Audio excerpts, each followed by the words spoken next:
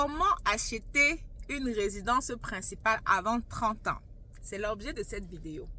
Bon, je sais que la première question qui va commencer, c'est toi-même, tu as acheté la maison avant 30 ans? Bon, sans me vanter, j'ai eu cette chance-là. J'ai un parcours assez exceptionnel. J'ai acheté plusieurs résidences avant 30 ans. J'espère que ça aide déjà à clarifier. Donc maintenant, ce n'est pas le but de ma vidéo parce que j'ai été assez privilégiée. Donc les gens qui vont rentrer dans mon parcours, oui, j'ai eu un bac à 15 ans, j'ai commencé ma carrière. À 21 ans à Paris, après un master. Donc oui, j'ai eu un parcours assez atypique. Je ne veux pas dire que c'est la généralité, ce n'est pas la norme du tout. Maintenant, la question que tu veux que je te pose de façon objective, laissons les émotions de côté. Est-ce que ça te ferait plaisir d'avoir une résidence principale maintenant? Si la réponse c'est oui, cette vidéo est pour toi.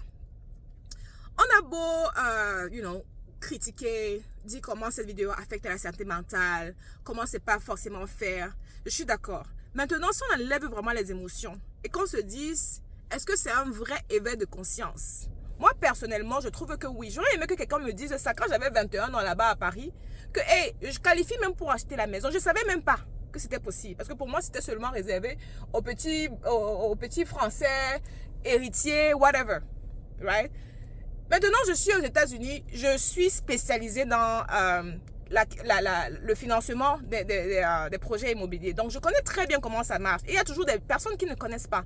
Donc, ça veut dire que cette éducation au niveau de notre communauté est cruciale. Et franchement, il y a matière à s'entraider et vraiment partager nos connaissances.